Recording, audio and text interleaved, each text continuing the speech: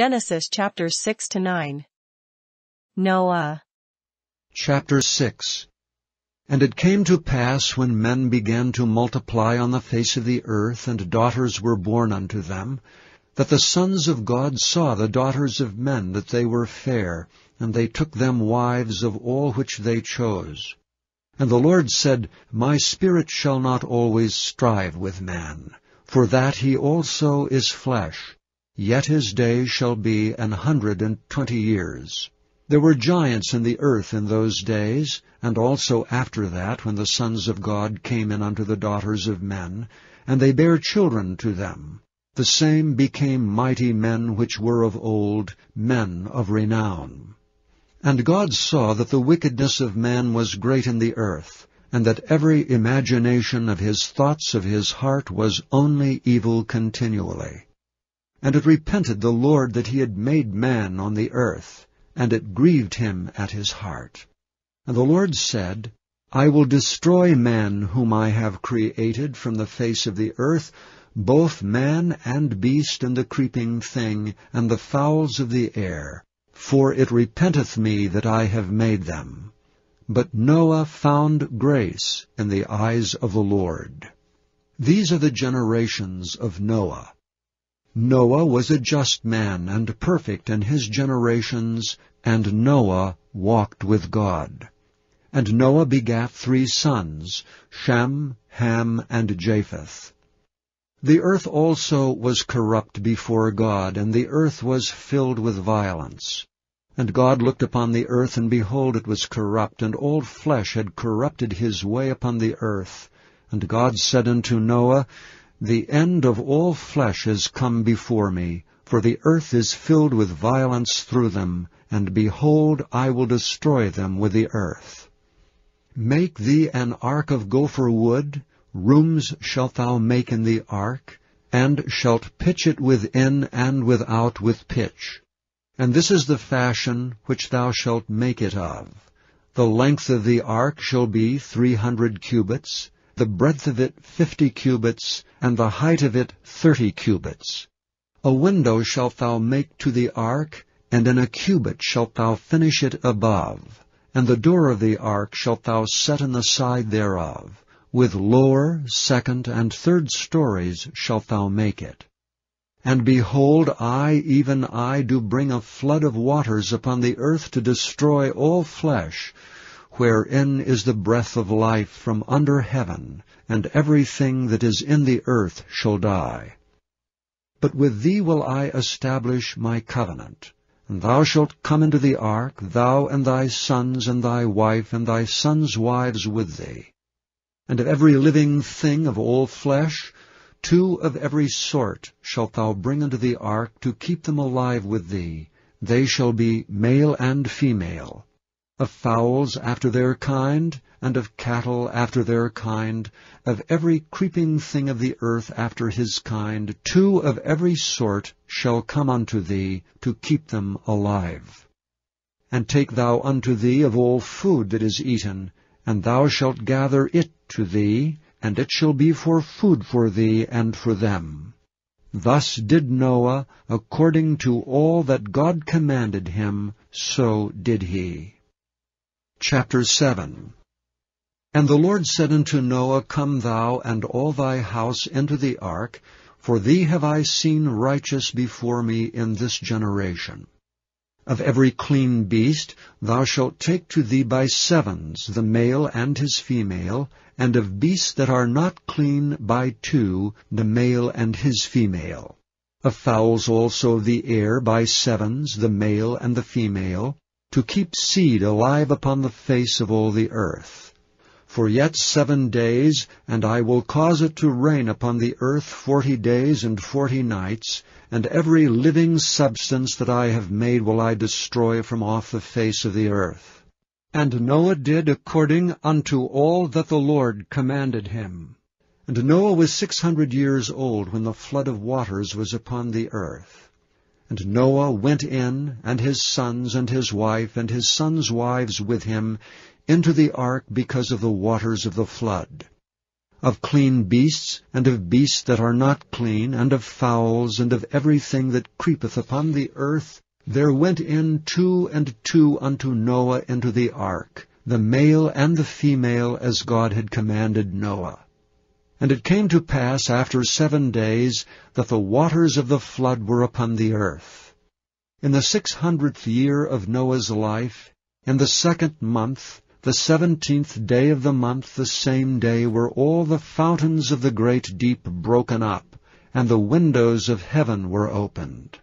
And the rain was upon the earth 40 days and 40 nights.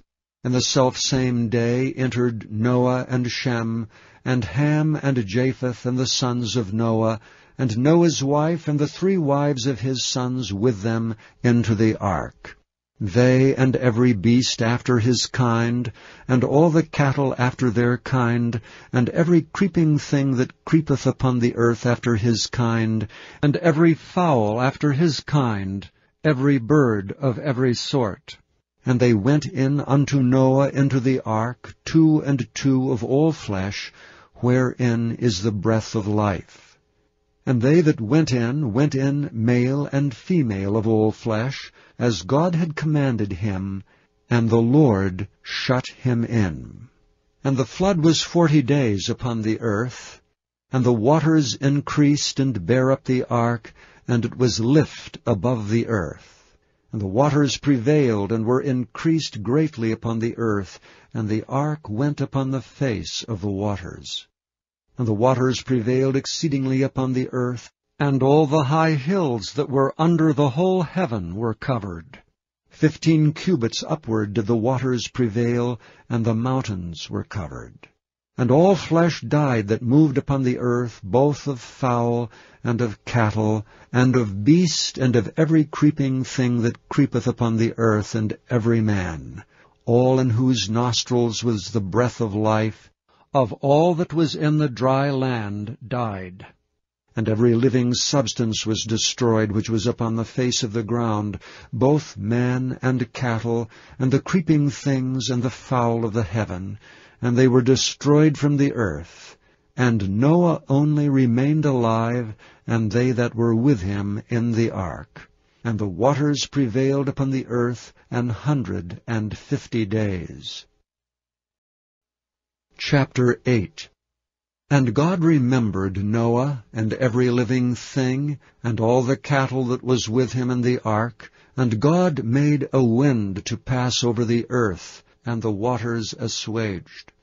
The fountains also of the deep and the windows of heaven were stopped, and the rain from heaven was restrained.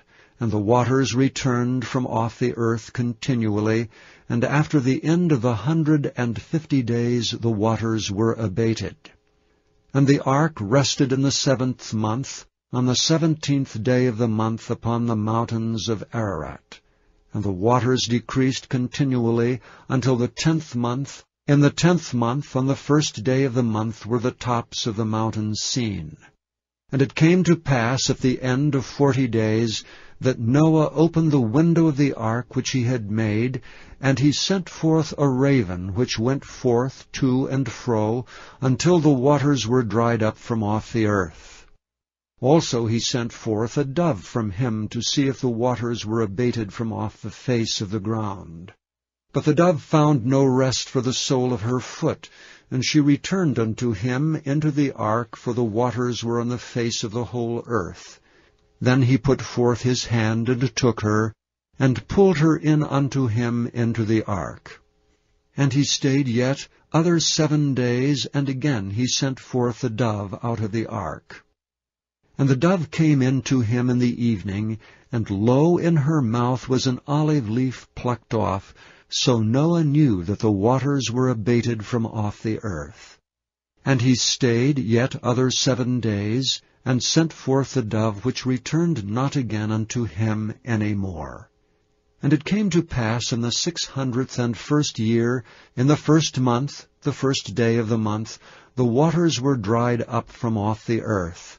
And Noah removed the covering of the ark, and looked, and behold, the face of the ground was dry.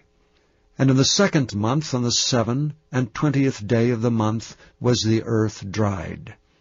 And God spake unto Noah, saying, Go forth of the ark, thou and thy wife and thy sons wives with thee. Bring forth with thee every living thing that is with thee of all flesh, both of fowl and of cattle, and of every creeping thing that creepeth upon the earth, that they may breed abundantly in the earth, and be fruitful, and multiply upon the earth. And Noah went forth, and his sons and his wife, and his sons' wives with him, every beast, every creeping thing, and every fowl, and whatsoever creepeth upon the earth after their kinds, went forth out of the ark.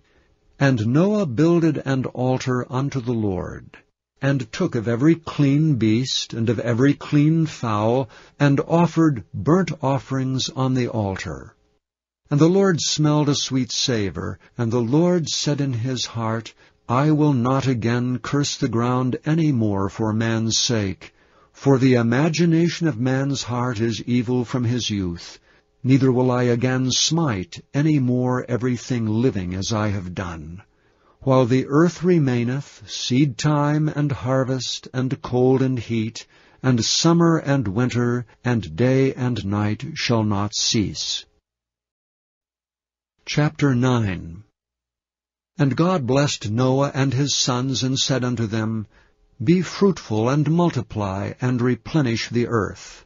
And the fear of you and the dread of you shall be upon every beast of the earth, and upon every fowl of the air, upon all that moveth upon the earth, and upon all the fishes of the sea. Into your hand are they delivered. Every moving thing that liveth shall be meat for you, even as the green herb have I given you all things. But flesh with the life thereof, which is the blood thereof, shall ye not eat. And surely your blood of your lives will I require. At the hand of every beast will I require it, and at the hand of every man's brother will I require the life of man. Whoso sheddeth man's blood, by man shall his blood be shed. For in the image of God made he man. And you, be ye fruitful, and multiply, bring forth abundantly in the earth, and multiply therein. And God spake unto Noah and to his sons with him, saying, And I, behold, I establish my covenant with you, and with your seed after you, and with every living creature that is with you, of the fowl, of the cattle, and of every beast of the earth with you, from all that go out of the ark, to every beast of the earth. And I will establish my covenant with you, neither shall all flesh be cut off any more by the waters of a flood, neither shall there any more be a flood to destroy the earth. And God said, This is the token of the covenant which I make between me and you and every living creature that is with you for perpetual generations. I do set my bow in the cloud, and it shall be for a token of a covenant between me and the earth. And it shall come to pass, when I bring a cloud over the earth, that the bow shall be seen in the cloud.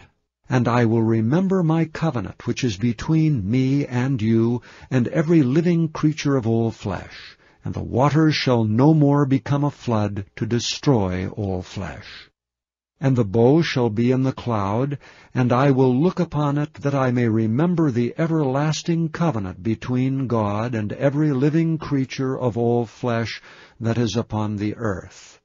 And God said unto Noah, This is the token of the covenant which I have established between me and all flesh that is upon the earth. And the sons of Noah that went forth of the ark were Shem, and Ham, and Japheth, and Ham is the father of Canaan. These are the 3 sons of Noah, and of them was the whole earth overspread. And Noah began to be an husbandman, and he planted a vineyard, and he drank of the wine, and was drunken, and he was uncovered within his tent.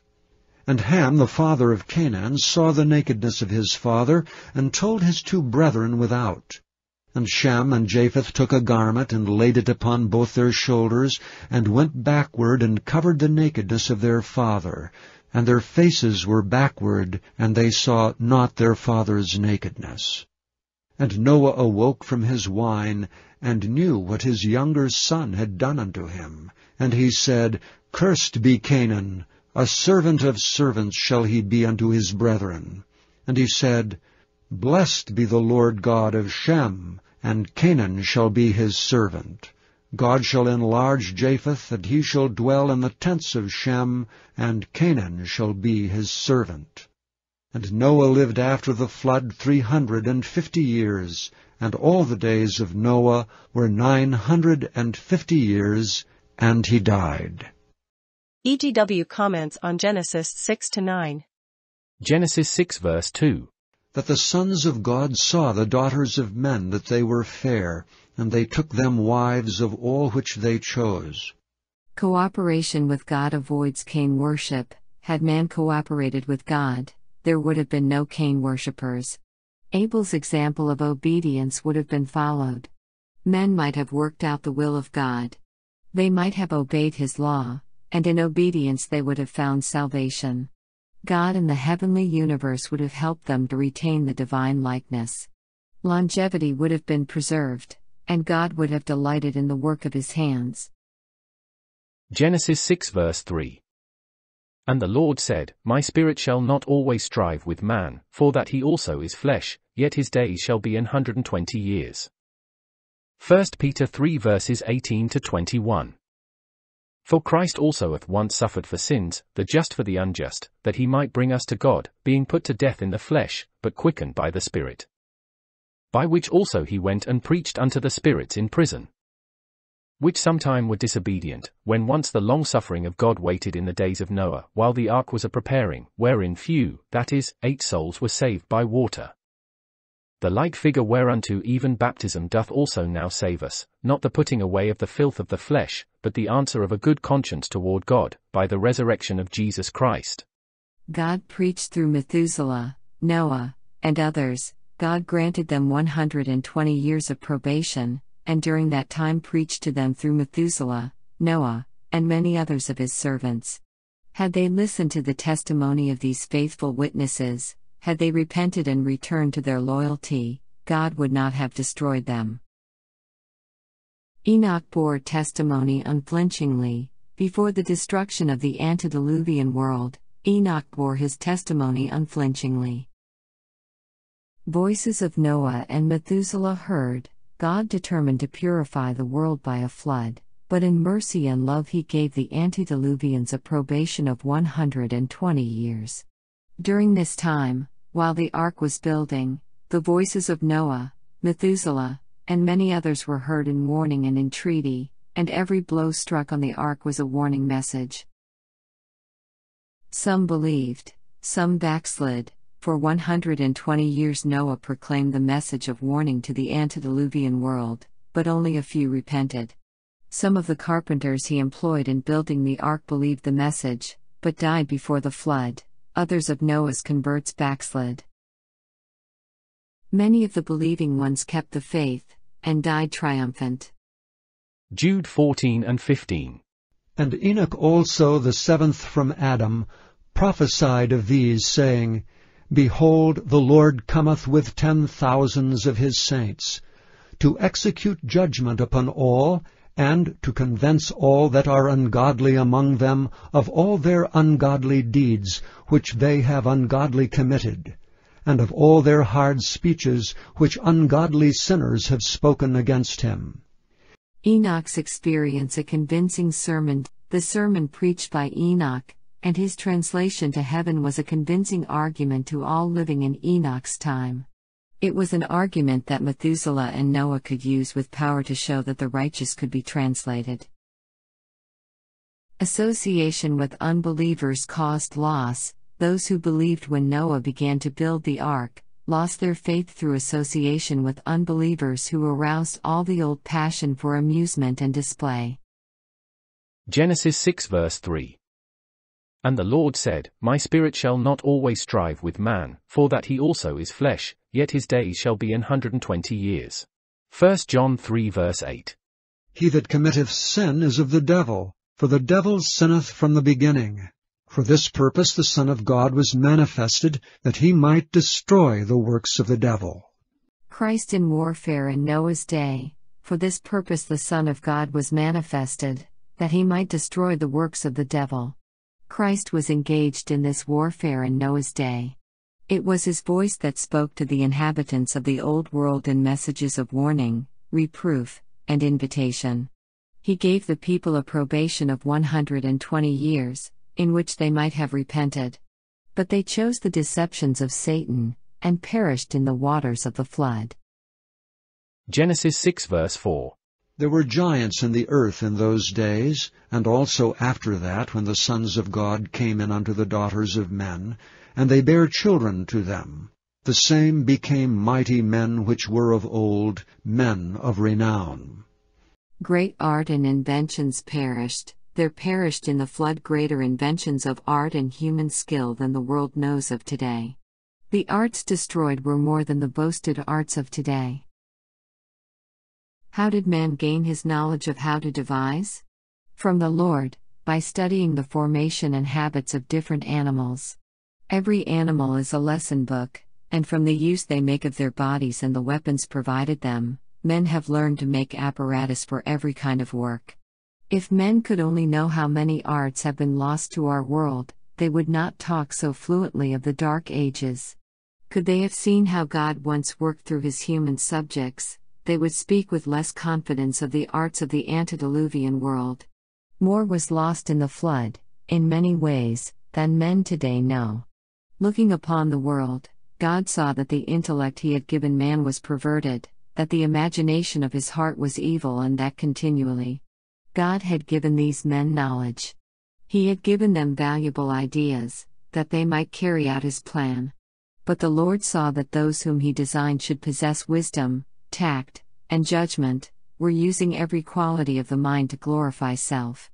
By the waters of the flood, he blotted this long-lived race from the earth, and with them perished the knowledge they had used only for evil.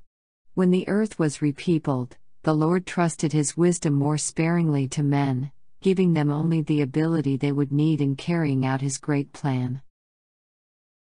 Delusions of progress. True knowledge has decreased with every successive generation. God is infinite, and the first people upon the earth received their instructions from that infinite God who created the world. Those who received their knowledge direct from infinite wisdom were not deficient in knowledge. God instructed Noah how to make that immense ark, for the saving of himself and his family. He also instructed Moses how to make the tabernacle, and the embroidery, and skillful work which was to adorn the sanctuary. The women wrought, with great ingenuity, the embroidery of silver and gold. Skillful men were not wanting to accomplish the work of making the ark, the tabernacle, and the vessels of solid gold. God gave David a pattern of the temple which Solomon built. None but the most skillful men of design and art were allowed to have anything to do with the work. Every stone for the temple was prepared to exactly fill its place, before being brought to the temple. And the temple came together without the sound of an axe or hammer. There is no such building to be found in the world for beauty, richness, and splendor. There are many inventions and improvements, and labor-saving machines now that the ancients did not have. They did not need them. The greater the length of time the earth has lain under the curse, the more difficult has it been for man to cultivate it, and make it productive. As the soil has become more barren, and double labor has had to be expended upon it, God has raised up men with inventive faculties to construct implements to lighten labor on the land groaning under the curse. But God has not been in all man's inventions. Satan has controlled the minds of men to a great extent, and has hurried men to new inventions which has led them to forget God. In strength of intellect, men who now live can bear no comparison to the ancients. There have been more ancient arts lost than the present generation now possess. For skill and art, those living in this degenerate age will not compare with the knowledge possessed by strong men who lived near 1,000 years. Men before the flood lived many hundreds of years, and when 100 years old they were considered but youths. Those long-lived men had sound minds and sound bodies. Their mental and physical strength was so great that the present feeble generation can bear no comparison to them. Those ancients had nearly 1,000 years in which to acquire knowledge. They came upon the stage of action from the ages of 60 to 100 years, about the time those who now live the longest have acted their part in their little short lifetime, and have passed off the stage. Those who are deceived, and flattered on in the delusion that the present is an age of real progress, and that the human race has been in ages past progressing in true knowledge, are under the influence of the father of lies, whose work has ever been to turn the truth of God into a lie.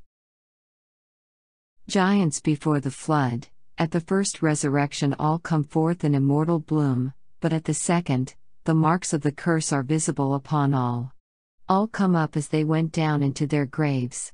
Those who lived before the flood, come forth with their giant-like stature, more than twice as tall as men now living upon the earth, and well proportioned. The generations after the flood were less in stature. Genesis 6 verse 5. And God saw that the wickedness of man was great in the earth, and that every imagination of the thoughts of his heart was only evil continually.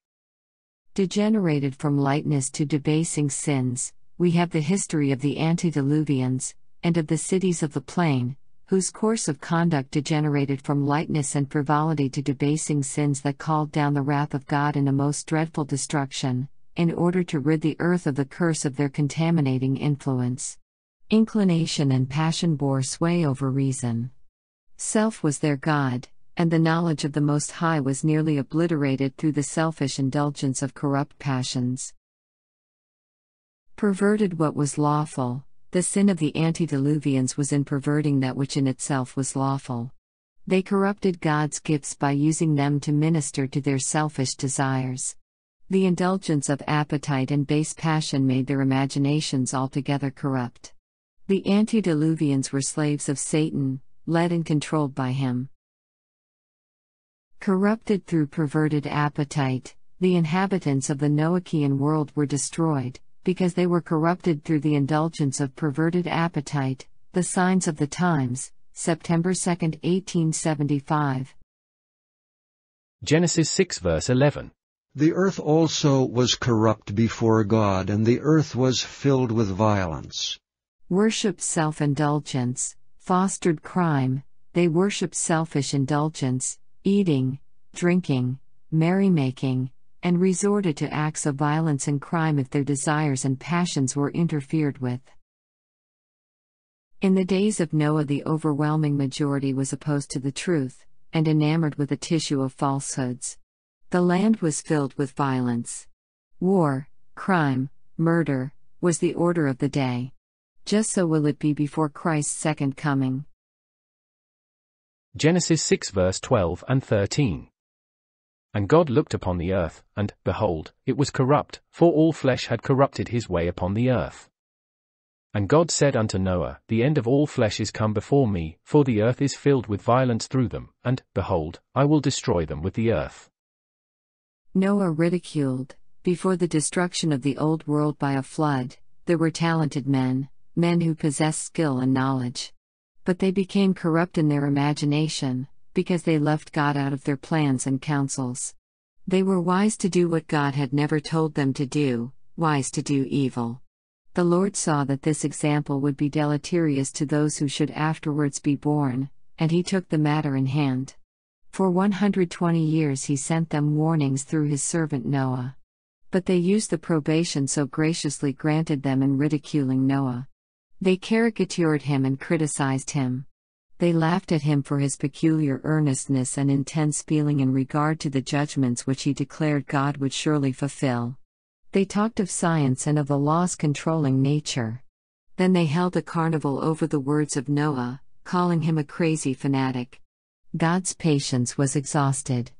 He said to Noah, The end of all flesh is come before me, for the earth is filled with violence through them, and, behold, I will destroy them from the earth. Genesis 6 verse 17.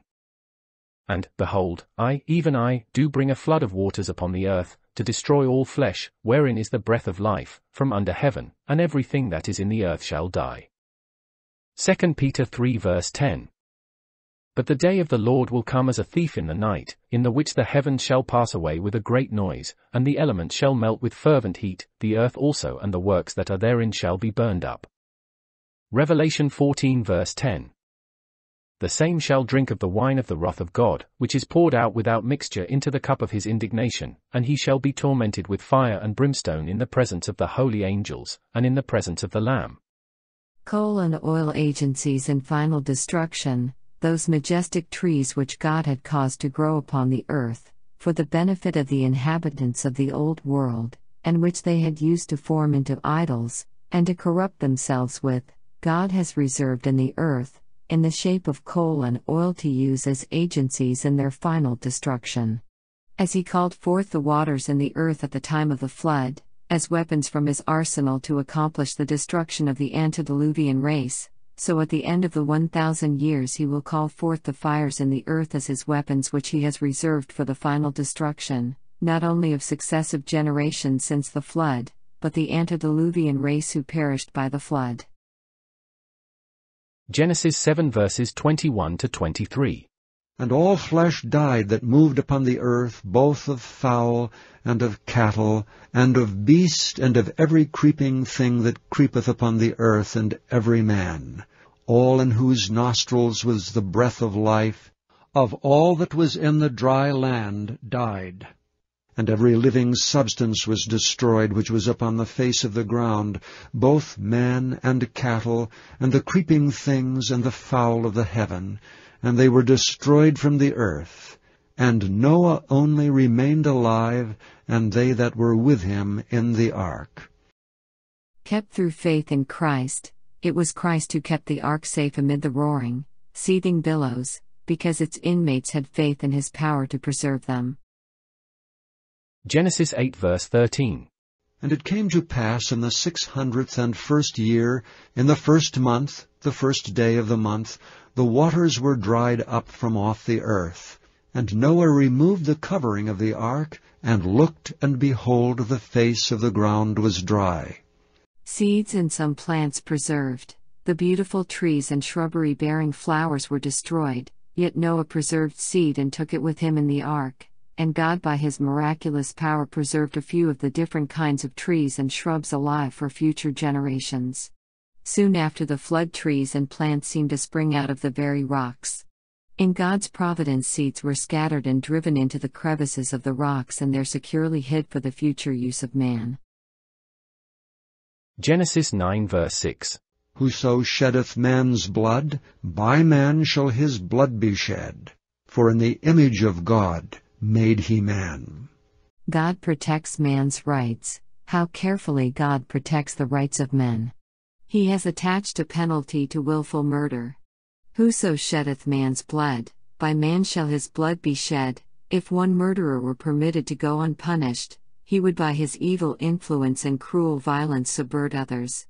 This would result in a condition of things similar to that which existed before the flood. God must punish murderers. He gives life, and he will take life, if that life becomes a terror and a menace. Genesis 9 verse 12. And God said, This is the token of the covenant which I make between me and you and every living creature that is with you for perpetual generations. Bow shows Christ's love which encircles earth. As we look upon this bow, the seal and sign of God's promise to man, that the tempest of his wrath should no more desolate our world by the waters of a flood, we contemplate that other than finite eyes are looking upon this glorious sight. Angels rejoice as they gaze upon this precious token of God's love to man. The world's Redeemer looks upon it, for it was through his instrumentality that this bow was made to appear in the heavens, as a token or covenant of promise to man. God himself looks upon the bow in the clouds, and remembers his everlasting covenant between himself and man. After the fearful exhibition of God's avenging power, in the destruction of the old world by a flood, had passed, he knew that those who had been saved from the general ruin would have their fears awakened whenever the clouds should gather, the thunders roll, and the lightnings flash, and that the sound of the tempest and the pouring out of the waters from the heavens would strike terror to their hearts, for fear that another flood was coming upon them. But behold the love of God in the promise, quoted. The family of Noah looked with admiration and reverential awe mingled with joy upon this sign of God's mercy, which spanned the heavens. The bow represents Christ's love which encircles the earth, and reaches unto the highest heavens, connecting men with God, and linking earth with heaven. As we gaze upon the beautiful sight, we may be joyful in God, assured that He Himself is looking upon this token of His covenant, and that as He looks upon it He remembers the children of earth, to whom it was given. Their afflictions, perils, and trials are not hidden from Him. We may rejoice in hope, for the bow of God's covenant is over us. He never will forget the children of His care. How difficult for the mind of finite man to take in the peculiar love and tenderness of God, and His matchless condescension when He said, I will look upon the bow in the cloud, and remember thee.